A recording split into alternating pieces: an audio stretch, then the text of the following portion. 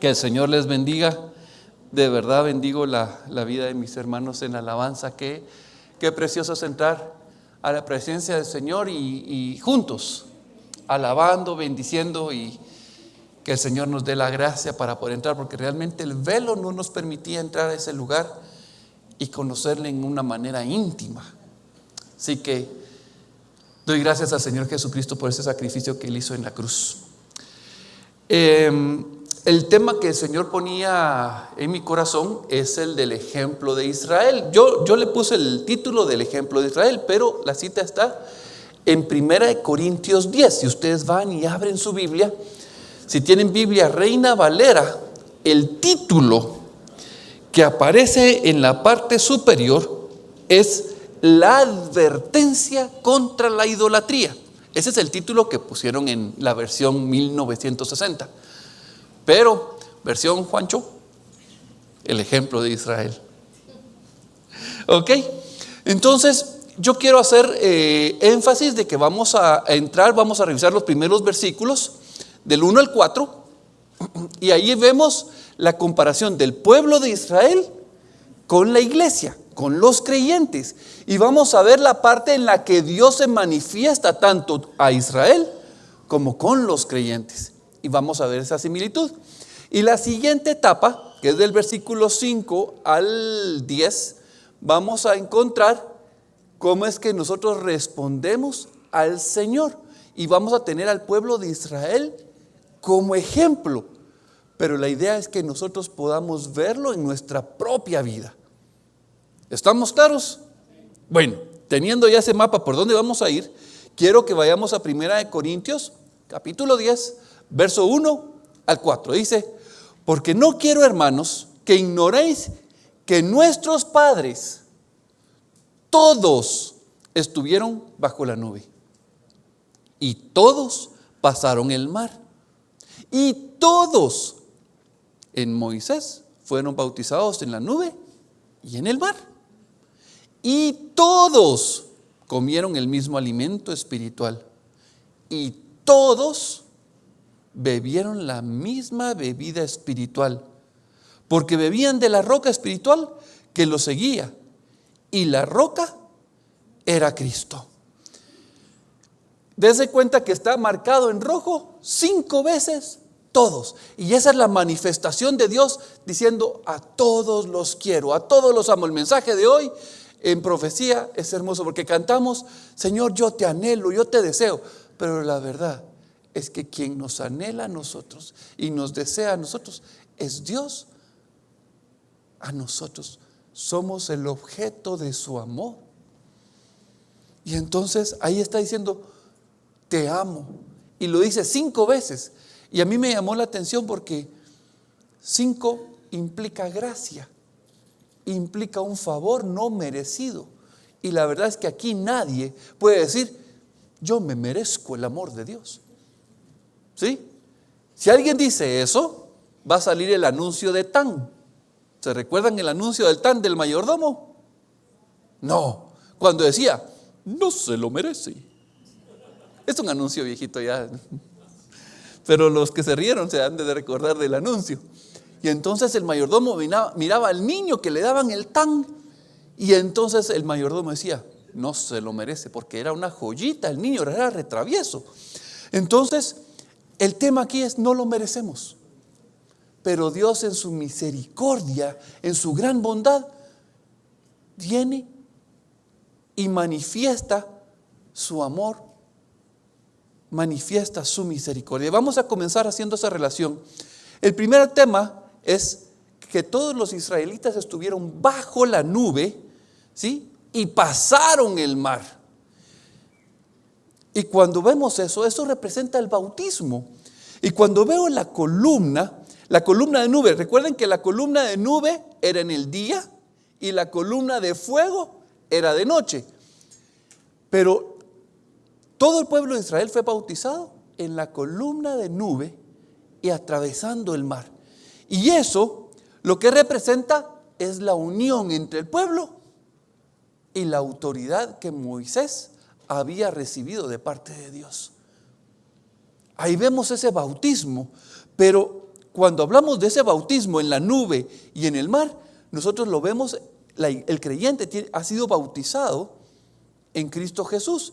Y lo que significa el bautismo, lo que representa o lo que expresa cuando nosotros nos bautizamos, es nuestra unión con Él.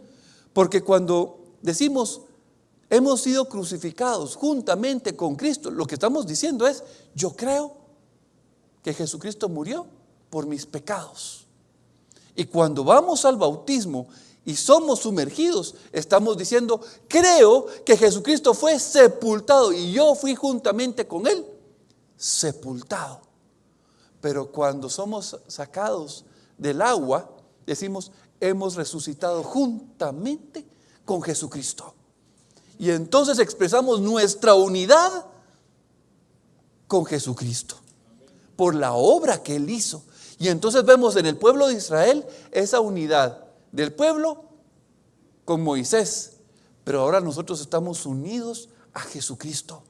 Entonces Pablo comienza a hacer ese paralelismo, esa comparación.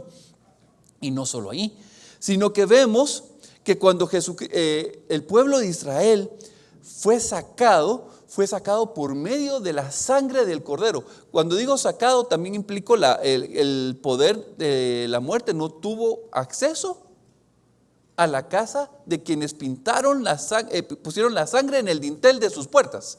¿Sí? El poder de la muerte no pudo entrar. Sin embargo, cuando hablamos con respecto a los creyentes, estamos hablando que la muerte no tiene poder sobre nuestras vidas, porque la sangre de Cristo ha sido puesta en el dintel de nuestros corazones. Y entonces comienzo a ver, Pablo está comparando al pueblo de Israel con el creyente. Solo que a nivel del pueblo de Israel fueron aspectos físicos, fueron figuras del verdadero sacrificio que Jesucristo vino a hacer por nosotros. Cuando hablamos de que Moisés abrió el mar Rojo, y pudieron pasar en seco, muchos salmos y en varias partes de la Escritura se habla de los abismos, de las profundidades de las aguas. Y cuando hablamos de eso, estamos hablando de la muerte.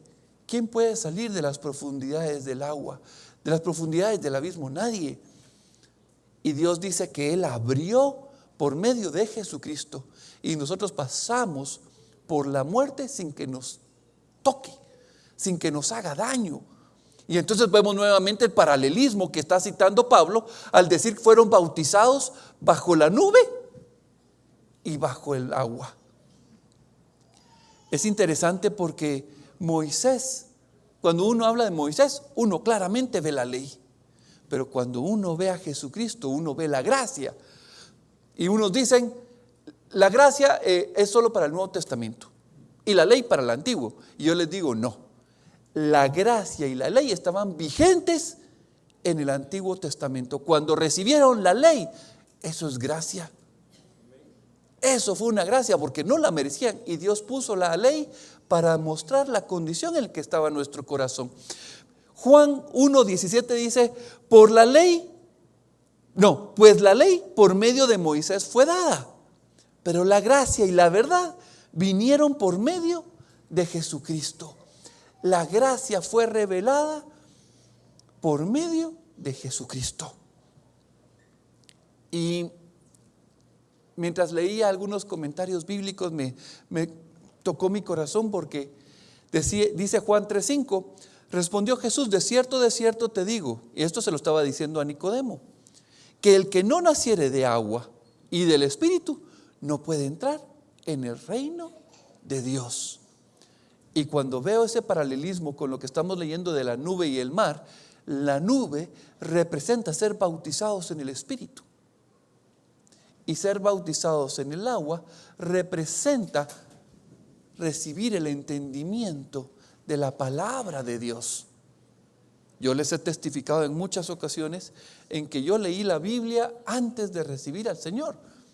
Y para mí estaba en chino. No la entendía. Pero vino el Espíritu Santo y como que de verdad comenzó a descifrarse lo que estaba escrito ahí. Y ya no entendí la Biblia para otros, sino que entendí la Biblia para mi propia vida. Y eso es lo que venimos a hablar el día de hoy. Porque cuando yo leo la columna de nube y la columna de fuego, miren, ¿quién ha estado bajo un día soleado en el puerto o en un desierto y ese sol que lo quema a uno y uno dice, quiero un poquito de sombra, y uno sabe qué hacer uno para protegerse? Y de repente pasa una nube y dice, ¡hala, qué rico se siente la protección de la nube! ¿Lo han sentido? Yo sí, ok, ustedes también. Bueno, imagínense el sol como la ira de Dios y la nube como Jesucristo recibiendo la ira de Dios y siendo protector para nuestra vida.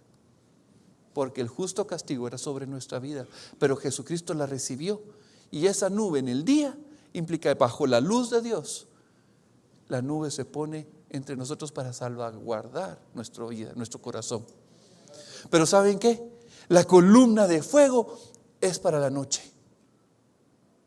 En las tinieblas de nuestro corazón, del caminar en este mundo, está la nube de fuego que va adelante y que nos da luz en las tinieblas. Esa columna representa a Jesucristo.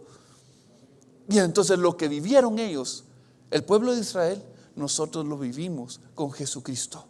Qué hermoso ese paralelismo. Vean lo que dice Salmo 105:39. Dice, extendió una nube por cubierta de la ira de Dios. Y luego, y fuego para alumbrar la noche, para alumbrar las tinieblas de este mundo mientras caminamos aquí. Y luego Éxodo 13:22 dice, nunca se apartó de delante del pueblo la columna de nube de día, ni de noche la columna de fuego. El Señor prometió nunca dejarnos y caminar con nosotros. Así que Jesucristo ofrece, yo voy a estar contigo todos los días de tu vida. Esa palabra que el Señor también le habló a Josué, también es para nosotros el día de hoy y es vigente. Entonces vemos lo primero, fuimos bautizados, así como el pueblo de Israel fue bautizado en la nube y en el mar. Nosotros hemos sido bautizados en el Espíritu y en el agua, en la palabra de Dios. Así que vemos la primera y vamos a ver la segunda comparación. Dice, y todos comieron el mismo alimento espiritual. Y ese alimento espiritual no es más que el maná. ¿Se recuerdan que el maná bajó del cielo? El maná es algo sorprendente, porque el maná no es un pan producido por el hombre. No hay esfuerzo humano para conseguirlo. Solo tenían que salir y tomarlo. Pero el pan ya estaba hecho y dicen que era delicioso. Bueno, Jesús viene y nos dice en el Evangelio de Juan, capítulo 6, verso 32 al 35, dice, y Jesús les dijo, de cierto os digo, no os dio Moisés el pan del cielo. Muchos piensan, Moisés hizo bajar el pan del cielo. No, no fue Moisés quien hizo bajar el pan. Ese maná fue Dios. Dice, mas mi Padre os da el verdadero pan del cielo, porque el pan de Dios es aquel que descendió del cielo y da vida al mundo. Le dijeron, Señor, danos siempre de este pan. Jesús les dijo, yo soy el pan de vida. El que a mí viene nunca tendrá hambre, y el que en mí cree no tendrá sed jamás. Y entonces no se trata de que el hombre viene y fabrica un pan, produce algo para alimento, positivismo. Tú tienes que creer en ti. Tú puedes, ánimo.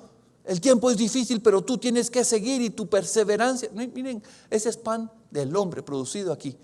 El que estamos hablando es un pan que desciende del cielo, que dice, descansa, el Señor es tu proveedor. Dios es quien trae paz a tu corazón.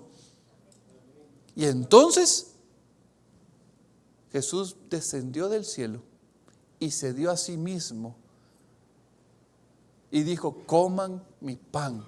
Y este es el pan que debemos de comer. Este es el alimento espiritual.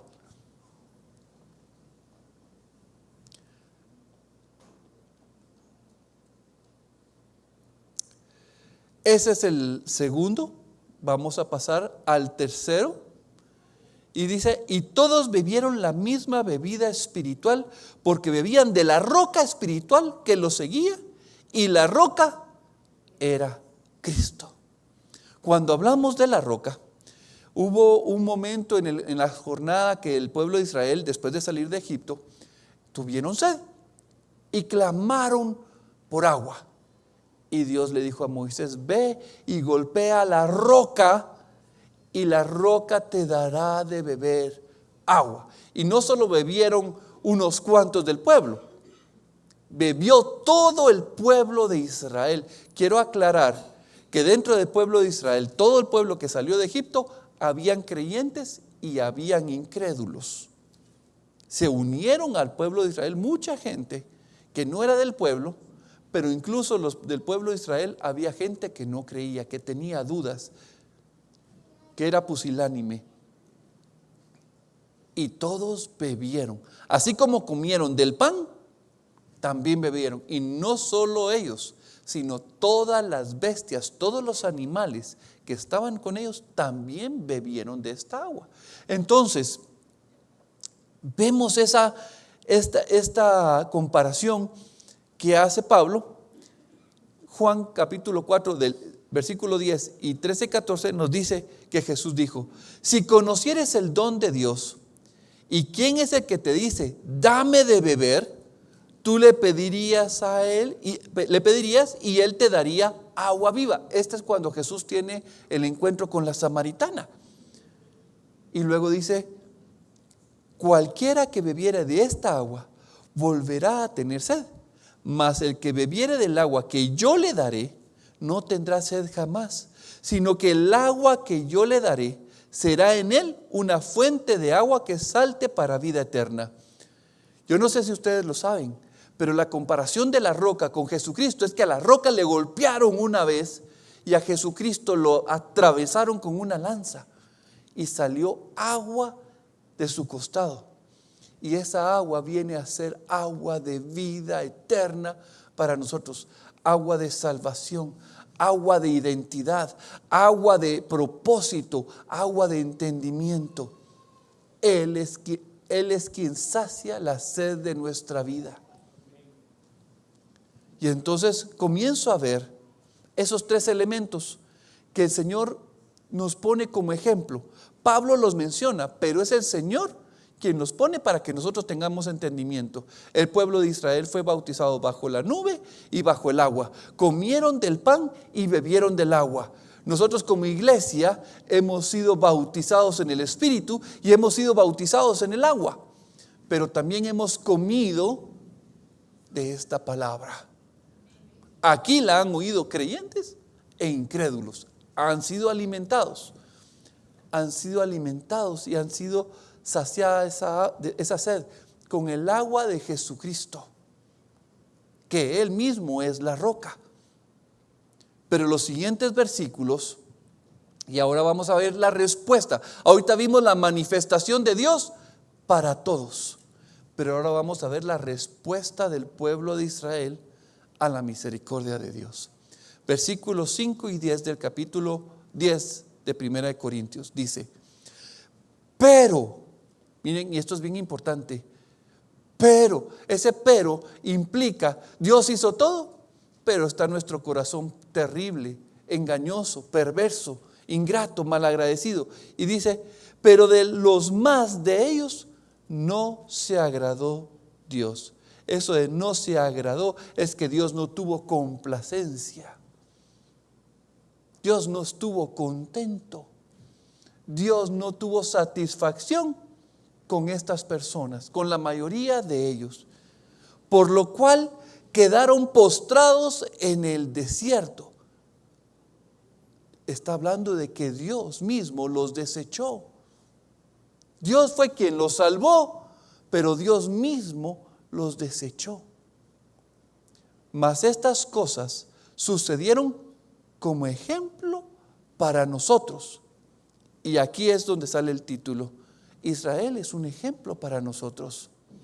Si hay alguien que dice, miren, no hay que leer el Antiguo Testamento, porque eso ya es viejito. Y Jesús vino y nos dejó el Nuevo Testamento. Lo que estamos haciendo es desechar el Antiguo Testamento y desechando las enseñanzas que Dios ha dejado ahí. Y no solo es para leerlas, es para estudiarlas. Es para meditar profundamente en las decisiones que la gente tomó, sus errores, lo bueno que hicieron. Es para ejemplo de nuestras vidas. Y entonces comienza, y lo primero que quiero que veamos es lo siguiente. Dice, para que no codiciemos cosas malas, como ellos codiciaron. Miren, comúnmente la codicia viene cuando nos dicen, yo no sé si a ustedes les pasa, pero a mí me dicen, no comas, y me dan ganas de comer. No vayas a ver eso. Yo quiero ver. No vayas a tocar. ¿Y qué pasa cuando toco? Yo no sé ustedes, yo. Pero estoy seguro que también lo han experimentado, ¿verdad? Y la codicia está estrechamente relacionado con la envidia. ¿Sí? Curiosamente, la codicia es el último mandamiento que recibimos en la palabra de Dios. Moisés recibe 10 mandamientos y el último mandamiento es no codiciarás. Voy a poner unos ejemplos y voy a comenzar con la envidia. La envidia es, yo veo que Roland tiene un carro bonito y su carro es último modelo. Y mi carro ya tiene 15 años de edad, ya está algo despintadito. Y yo digo, ¡hala, qué bonito el carro de aquel! A mí me gustaría tener su carro. La envidia es decir, no estoy satisfecho con lo que tengo. Es decir, no estoy satisfecho con lo que Dios me ha dado a mí. Y por ende, no estoy agradecido. Entonces, cuando yo hablo de envidia, estoy hablando también de codicia, porque comienzo a codiciar lo que veo. Pero la codicia significa, aunque lo llegue a tener, nunca voy a quedar satisfecho, porque siempre voy a ver algo más que siempre voy a querer. Puedo obtener el último carro de la marca tal, pero después voy a ver otro y después, este ya no. Entonces, la envidia y la codicia es, la envidia, veo a mi hermano que tiene algo y lo codicio. Miren, yo no tengo que hacer un examen de decir, Señor, muéstrame la envidia en mi corazón. No, yo sé que soy envidioso. El otro día vi que alguien viajó y me dio envidia. Y digo, envidia de la santa. No, eso no existe. ¿Sí? Envidio el ministerio que tú tienes. Miren, mis hermanos, cuando hablamos de envidia, de codicia, es porque yo no estoy agradecido con lo que el Señor me ha dado a mí.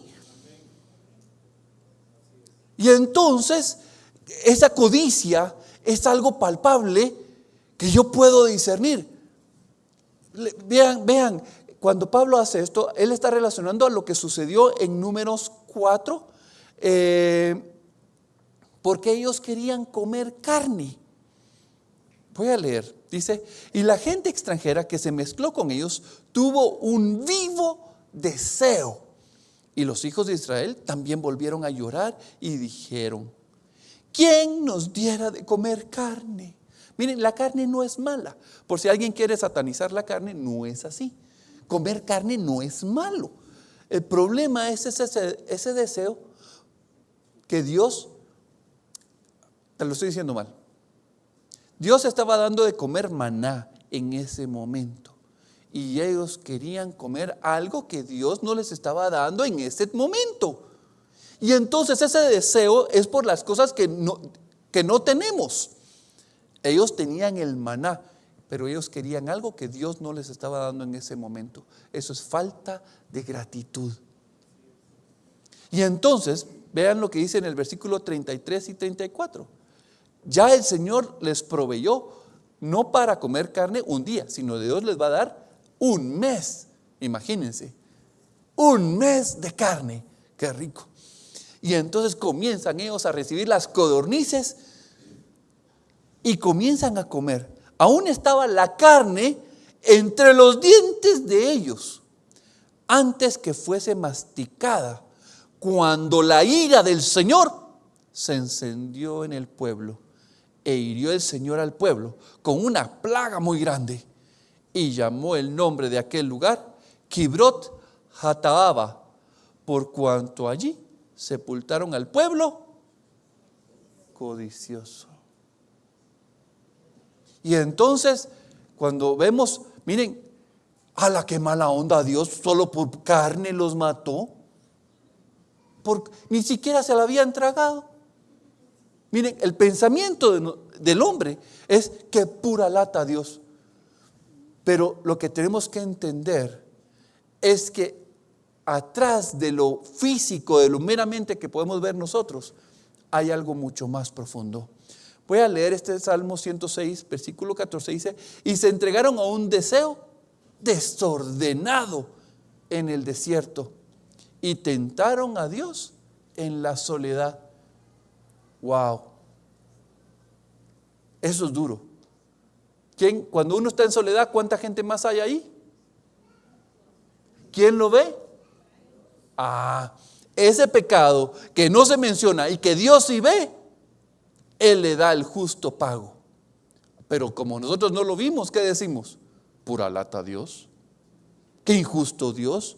¿Cómo castiga Dios? ¿Qué severidad es la justicia de Dios? Pero Dios le da el justo castigo. Y si alguien tiene dudas, vaya y lea el Apocalipsis. Cuando Dios está derramando la quinta copa de ira y toda la gente en el mundo gritando desesperados en las tinieblas, sale un ángel y dice: justos son tus juicios, oh Señor. Bendito y alabado sea tu nombre. Qué tremendo. El cielo, viendo los juicios de Dios, un ángel que tiene claridad y ve la injusticia del hombre y ve la justa ira de Dios, él dice: justos son tus juicios. Qué tremendo. Así que si tú eres codicioso, eres envidioso, tú tienes un problema. Yo tengo un problema. Quisiera decirles que solo por un carrito y un viajecito, no. La codicia en mi corazón, la envidia va. Y Señor, hoy en la mañana mientras revisaba la prédica, el Señor me mostró cabalmente viendo esto. Yo me puse a llorar porque decía: Señor, soy envidioso, soy codicioso, tal vez por cosas chiquitas, sencillas, pero Señor, sigue estando la codicia, sigue estando la envidia. Y eso implica que hay un juicio sobre mi vida. ¿Cómo se quita ese juicio? Confesándolo, trayendo delante de Dios y reconociendo: Señor, hoy vi esto en mi corazón. Tú me permitiste ver bajo la luz de tu palabra que en mi corazón todavía hay cosas que no te agradan. Si yo no lo confieso, tu justa ira va a venir sobre mi vida y les va a pasar como a esos hombres que, teniendo la carne todavía entre los dientes, murieron. Esa es la primera comparación que Pablo nos pone. Dice: para que no codiciemos como ellos. La segunda, dice: idólatras. Ni seáis idólatras como algunos de ellos, según está escrito: se sentó el pueblo a comer y a beber, y se levantaron a jugar. Esta referencia que hace Pablo es cuando el pueblo de Israel construyó un becerro, porque Moisés subió al monte durante 40 días y 40 noches y no bajó, y estaba Dios dándole los 10 mandamientos, y como él tardaba mucho, le dijeron a Aarón: constrúyenos un Dios para que lo adoremos, porque Moisés a saber dónde se fue. Y entonces Aarón: denme todo su oro en aretes, joyas que tengan. Los recibió.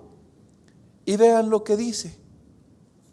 Y él tomó, Éxodo 32:4 dice: y él los tomó de las manos de ellos. ¿Qué fue lo que tomó? Los aretes, las joyas, y les dio forma con buril e hizo de ello un becerro de fundición.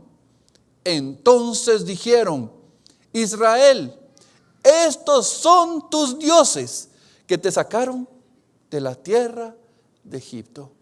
A veces pensamos, un becerro, una estatua. ¿Sí? Yo no, gracias a Dios, yo no tengo una estatua en la cual yo me postro y le digo, tú eres mi Dios. No, pero aquí está muy claro. Miren, estos son tus dioses. Cuando nosotros decimos, estos son tus dioses que te sacaron de Egipto, es decirle, no fue Dios, fue alguien más. Es poner una cosa o a una persona y atribuirle lo que Dios ha hecho por ti. Yo leí la Biblia hace muchos años y en una de esas lecturas que tengo me topé con esta cita. Miren, ministró mi corazón de tal manera y me confrontó tanto, porque esto es lo que está diciendo.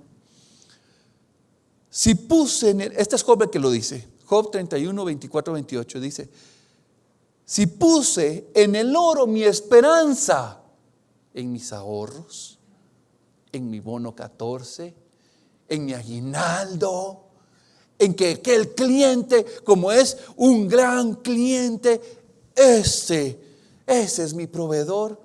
Y le dije a mi oro, mi confianza eres tú. Si me alegré de que mis riquezas se multiplicaron, miren, la cuenta de ahorro que tengo en el banco creció un 25%, un 40%, y estoy descansando en ese crecimiento monetario. Oh, qué terrible. Y si estoy descansando de que mi mano hallase mucho, hoy encontré porque mis manos son muy pilas. Y en mi corazón se engañó en secreto. Otra vez esa palabra, secreto. ¿Quién está en secreto conmigo? Solo Dios y yo. Y miren, y mi boca besó mi mano. Oh, mano hermosa, qué pilas eres tú para trabajar. Y la beso. Yo convertí mi mano en un becerro de oro. Esto también sería maldad juzgada, porque habría negado al Dios soberano. Eso es idolatría. Pensar que mi amigo, mi familiar que está en Estados Unidos y me manda una remesa, ese es mi proveedor. Gracias Dios porque tienes a un familiar en Estados Unidos para que nos mande la provisión. Gracias Señor, todavía le digo gracias Señor, pero la verdad es que confío en mi propia sabiduría y en mi propia capacidad que obtuve estudiando en la universidad, en mi maestría. Gracias por el trabajo. Y pongo mi confianza en la empresa, pongo la confianza en mi jefe, pongo la confianza en mi esposo, mi esposa. ¿En quién tengo mi confianza? ¿En mis ahorros? ¿Soy el dueño de mi empresa? Y tú le das gloria a esa empresa. Créeme que tú ya hiciste de eso un ídolo. Esto es una advertencia. Y esto es para revisar en nuestro corazón. Señor, yo he besado mi mano. Yo he confiado en que yo puedo sostenerme. Qué tremendo, ¿verdad? Esa es la segunda advertencia que Pablo nos hace. Vamos a pasar, antes de pasar al tercero, no sé si se dieron cuenta, dice, y se levantó el pueblo a jugar. En Éxodo dice que se deleitaron. Qué interesante es que nosotros nos podemos deleitar en nuestro propio trabajo y en nuestra propia confianza. Y nos podemos sentir muy seguros. La siguiente es, ni forniquemos, como algunos de ellos fornicaron y cayeron en un día 23,000. Aquí Pablo está haciendo referencia a, si no estoy mal, ya se me fue, Números 21. y tiene que ver con Balaam. Vamos a ver. Sí, números 25, perdón. No sé si se recuerdan del profeta Balaam. Balaam era un profeta que oía y hablaba con Dios. Pero Balac, que era del pueblo de los moabitas, vio al pueblo de Israel que era numeroso, grande, y que Dios los respaldaba en todas sus victorias, y dijo: yo voy a traer a Balaam, porque yo sé que a quien él bendice, sale bendecido, y a quien él maldice, sale maldito. Y entonces lo trae, y como Balaam le dice: mira, yo no voy a maldecir lo que Dios ha bendito, lo que Dios ha bendecido. Y entonces 3 veces presenta ofrenda y bendice al pueblo de Israel. Se enoja Balac, le dice: yo te traje para que los bendijeras para que los maldijeras y lo bendices. Eres un ingrato, Balaam. Ya no te voy a dar nada de lo que te ofrecí.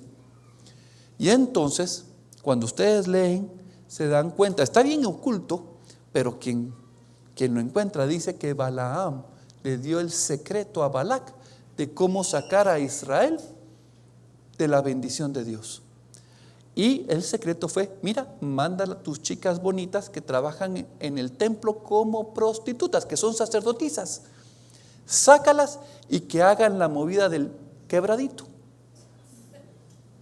Y entonces, estando ahí, le haces los ojitos a los chicos y los atraes y los llevas al templo de Balaam, el templo de Baal, perdón, el templo de Baal.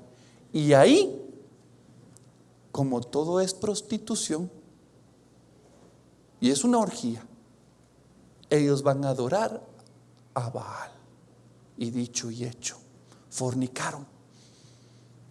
Y cuando yo leo esa historia, digo: Señor, ¿cómo lo relaciono acá? Y mientras estaba en eso, el Señor me mostró que realmente 1 Corintios tiene un caso de fornicación. Si ustedes han leído la palabra, se recordarán el caso. Vamos a leerlo. Dice 1 Corintios 5, versículo 1 al 2. De cierto se oye que hay entre vosotros fornicación, y tal fornicación cual ni aún se nombra entre los gentiles, tanto que alguno tiene la mujer de su padre. Era un hombre soltero que tenía a su madrastra como amante. ¡Qué fornicación! Eso es terrible. Bueno, yo me imagino que aquí no hay eso, ¿verdad? Pero la segunda, esa es la que quiero que señalar. Versículo 2. Y vosotros estáis envanecidos. ¿No deberías más bien haberos lamentado para que fuese quitado de en medio de vosotros el que cometió tal acción?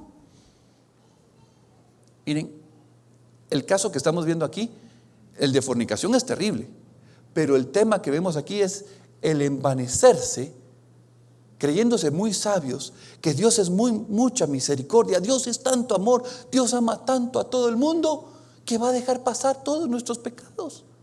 Ellos estaban envanecidos en una sabiduría que no era de Dios.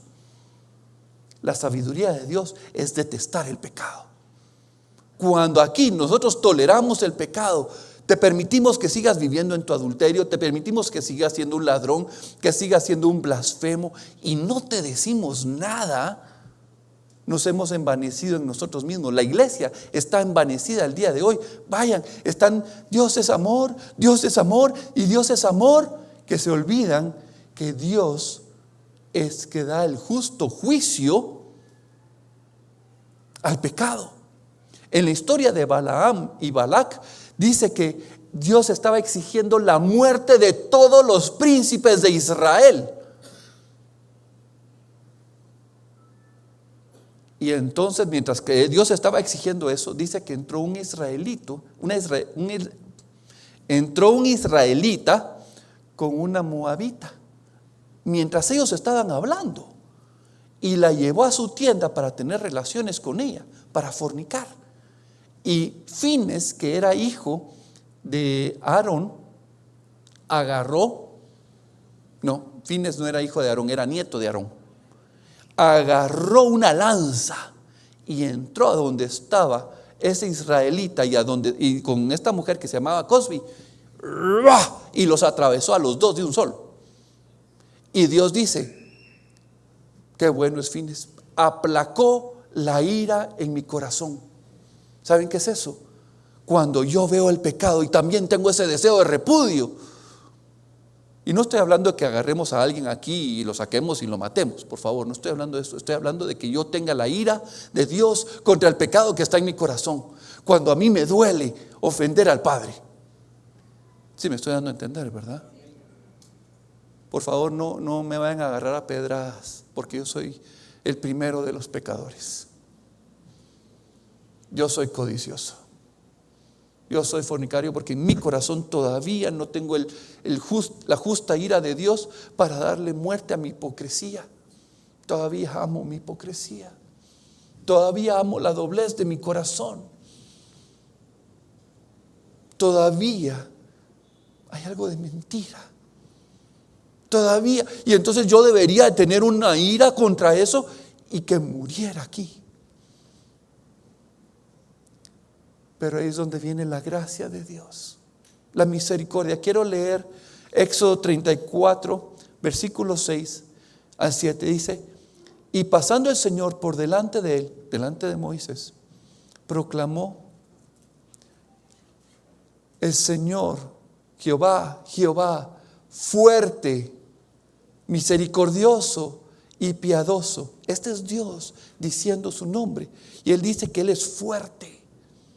Yo soy fuerte, misericordioso y piadoso, tardo para la ira y grande en misericordia y verdad, que guarda misericordia a millares, que perdona la iniquidad, que perdona la rebelión, que perdona el pecado, y que de ningún modo tendrá por inocente al malvado, que visita la iniquidad de los padres sobre los hijos y sobre los hijos de los hijos hasta la tercera y cuarta generación.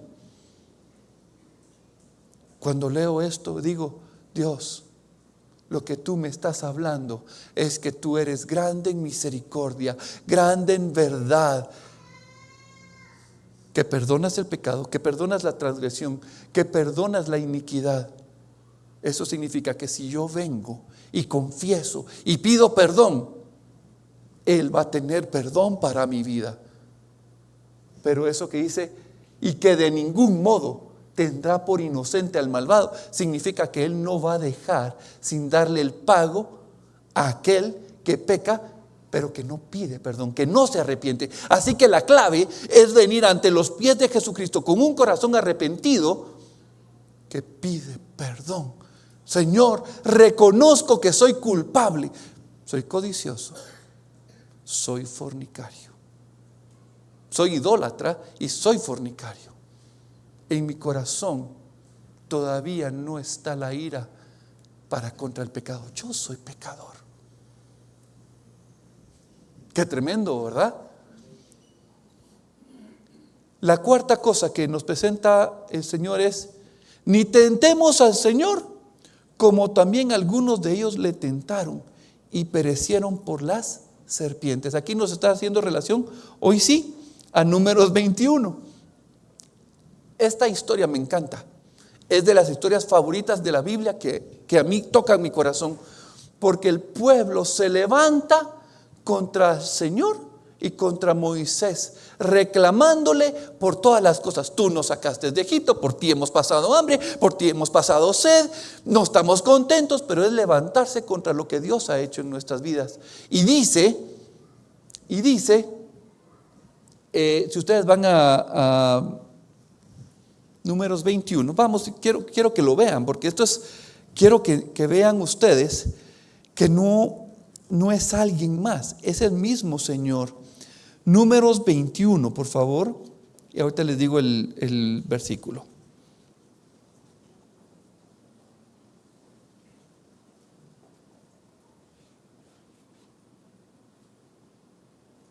Versículo 6. Desde el 5.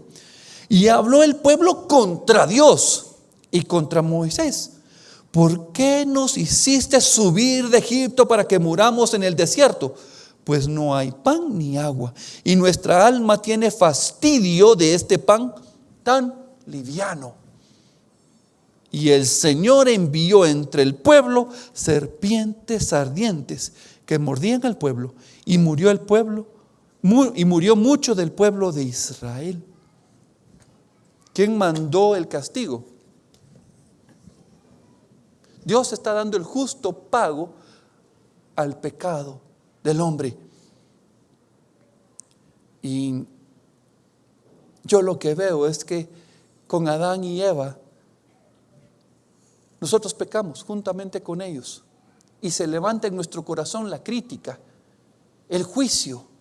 Criticamos, y entonces hay serpientes ardientes que nos inyectan su veneno y matan el gozo, la alegría que el Señor ha puesto en nuestro corazón.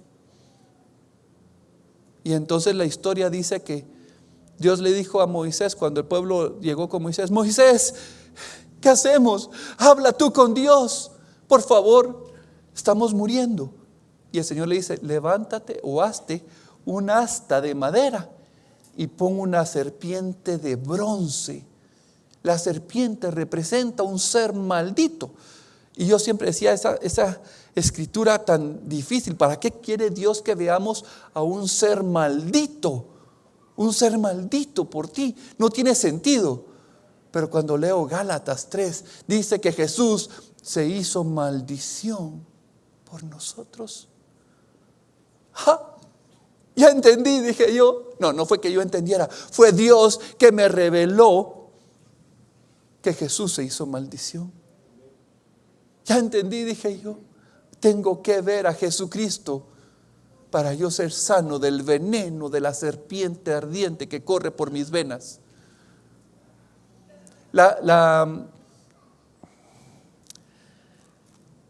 El tentar a Dios tiene que ver con la queja.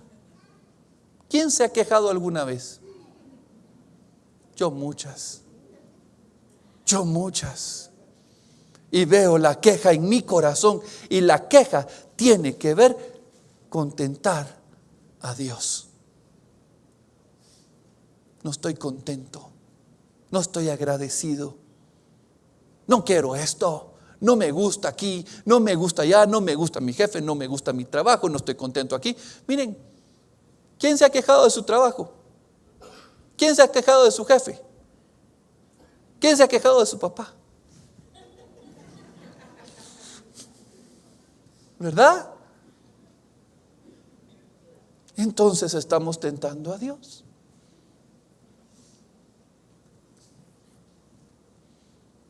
Pero gracias por Jesucristo. Gracias por Jesucristo, que tomó la maldición. Miren, yo leyendo encontré a un escritor que dijo, lo copié porque no quería trasladarlo mal. Dice: aunque fueron castigados, el castigo vino de Dios, aunque fueron castigados por las serpientes ardientes, fueron salvados por la serpiente de bronce, que es figura de Cristo. Aunque el juicio viene de Dios y el pago es justo para nuestras vidas, siempre Dios sale adelante y dice: quien crea en mí, yo estoy dispuesto a pagar por tu culpa y a redimirte, a rescatarte, a salvarte. Es la misericordia de Dios por nosotros. El Señor nos está diciendo: vean el ejemplo en Israel. Ellos, miren, llevamos 4, codiciaron, fueron idólatras, fornicaron. Vamos a traducir fornicación como tomar con liviandad el pecado. Y ahora tentaron a Dios. Pensamos que ellos lo hicieron, nosotros también. Yo no puedo decir que estoy limpio de esas 4 faltas. Yo soy culpable. La quinta que vemos aquí, en versículo 10 dice: y no murmuréis como algunos de ellos murmuraron y perecieron por el destructor.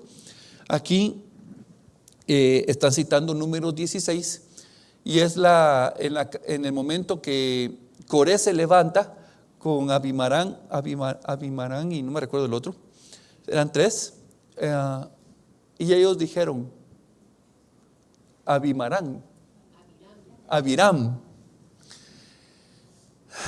ellos tres dijeron que eran levitas, yo puedo hacer el trabajo que Moisés está haciendo, yo también soy santo. ¿Por qué tenemos que aceptar todo lo que dice este hombre? Yo puedo ser autoridad como él es autoridad. Yo puedo predicar como él predica. Yo puedo enseñar como él enseña. El tema no es que puedas. El problema es que estás diciendo que Dios te dio una autoridad que no has recibido y que se le fue dada a otro. Coré tan ingrato, ¿verdad? No, yo tengo un Coré aquí. Y yo he orado pensando que ya ha muerto y sigue bien vivito. Eso se llama la carne, la vieja naturaleza que se levanta contra Dios. Todos los días, el gran predicador Moody decía, no he encontrado un hombre más ingrato y tan terrible como yo. Mi carne me traiciona.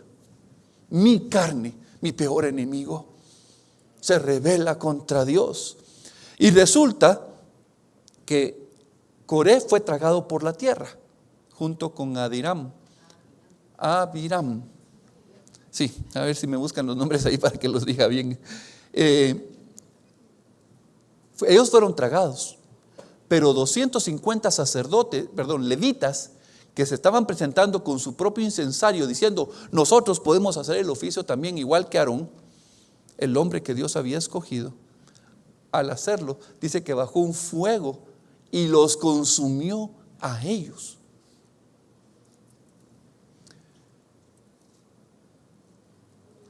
Yo sé que en mi corazón están estas cosas.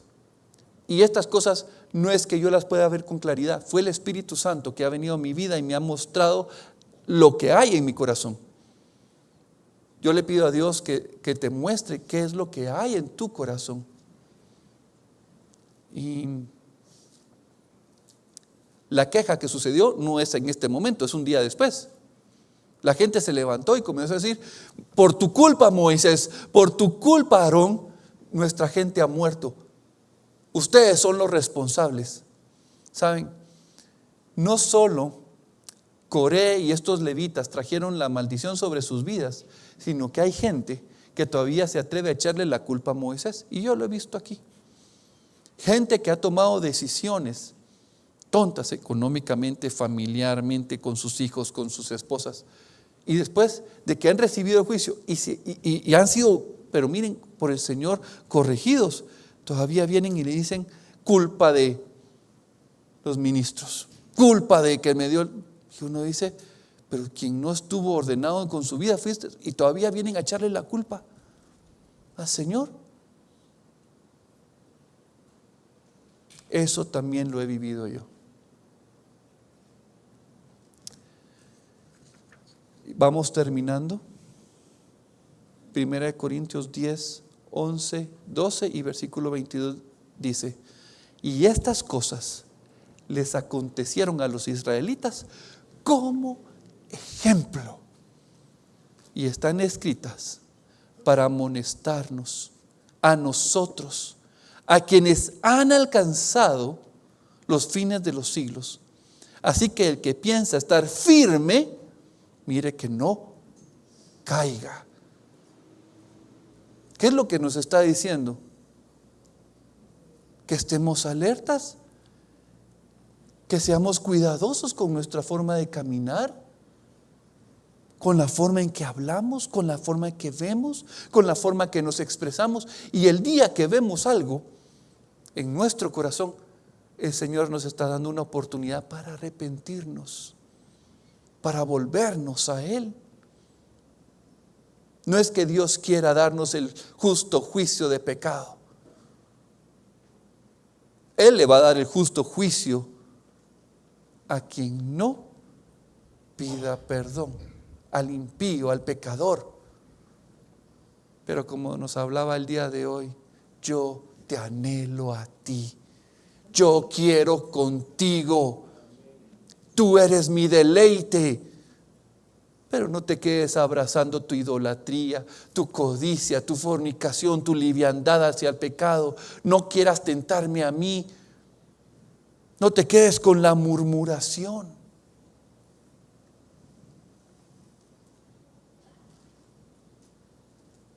O provocaremos a celos al Señor. Cuando decimos de provocar a celos, es Dios fue quien nos liberó y nosotros le atribuimos a alguien más ese mérito, y eso es provocarlos a celos. Por eso el título en la Reina Valera dice: advertencia contra la idolatría. Idolatría es poner algo más en el lugar de Dios. ¿Somos más fuertes que Él para resistir su ira, su justo juicio? Vamos a orar y vamos a pedirle al Señor.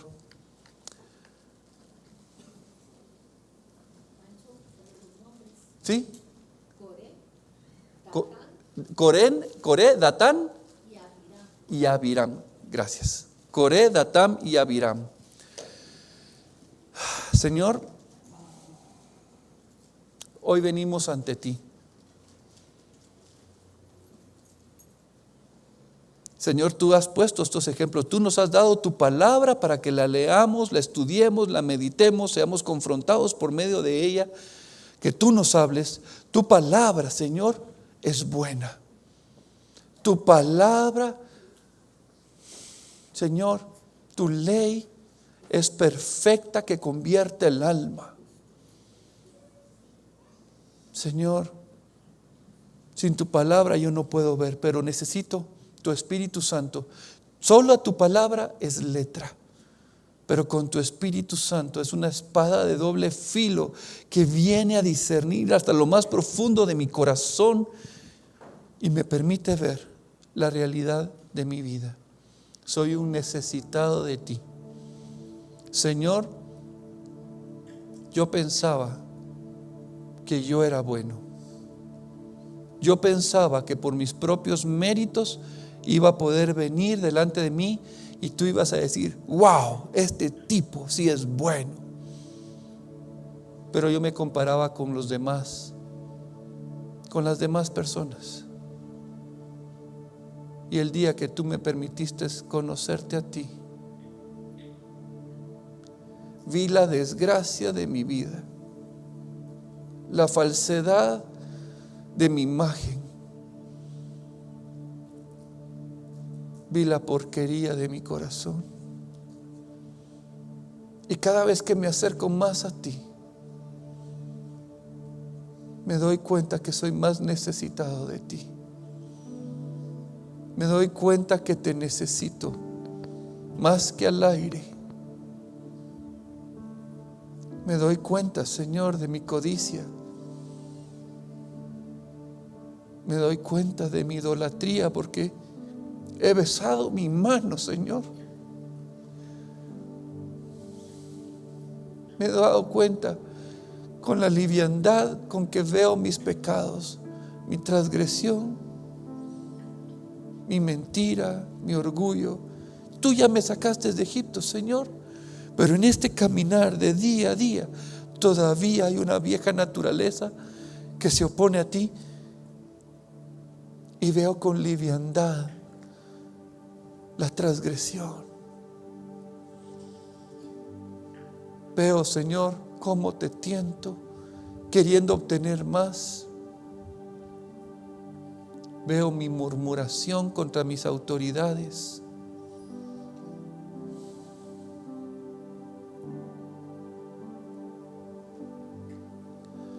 Quiero, Señor, ser libre para ti. Yo merezco el justo juicio, esa es la verdad. Pero, Señor, tú eres la nube que me protege de la ira venidera, de la ira justa contra mi pecado. Y la única forma, Señor, que esa nube me puede proteger es si yo vengo arrepentido delante de ti, y confieso mi transgresión, mi pecado, mi culpa, mi soberbia, mi orgullo, mi vanidad, mi mentira, mi rebeldía, mi inmoralidad. Señor, yo he pecado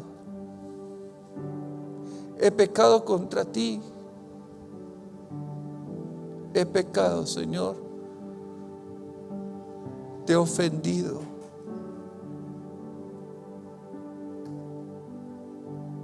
Señor, Israel fue un ejemplo que quedó postrado. Muchos quedaron postrados delante de ti en el desierto y no te agradaron porque no quisieron reconocer en sus corazones que eran necesitados de ti. Yo no quiero, Señor, yo no quiero perecer en el camino. Yo no quiero quedar postrado en el desierto. Yo quiero venir delante de ti y reconocer mi error, mi falta. No quiero quedarme, Señor. No quiero que nada estorbe en nuestra relación. No quiero, Señor, que una insensatez me separe de ti. Señor, tú ya lo diste todo por mí. Tú moriste en la cruz y pagaste. No hay nada que tu sangre no pueda borrar o limpiar. Pero mi pecado no confesado, mi pecado yo abrazando mi orgullo, no queriendo reconocerte, eso sí me puede separar. Es mi decisión diciéndote no. Yo no quiero eso, Señor. Yo quiero contigo. Yo quiero contigo, Señor. Solo que yo no puedo con la idolatría, la fornicación, la liviandad, mi murmuración. Yo no puedo con mi queja. Yo no puedo, Señor. Yo no puedo conmigo. Yo te necesito. Así como esos hombres decían: Hosana al Hijo de David, cuando tú entrabas, Señor. Hosana, sálvanos, sálvanos. Yo clamo, Señor, que tú nos salves de nosotros mismos, de nuestro caminar torcido, de nuestros pasos, de nuestra torpeza. Sálvanos, Señor, sálvanos. Te necesitamos, Señor. Yo te necesito, Jesús. Te necesito, sálvame de mí mismo. Sálvame.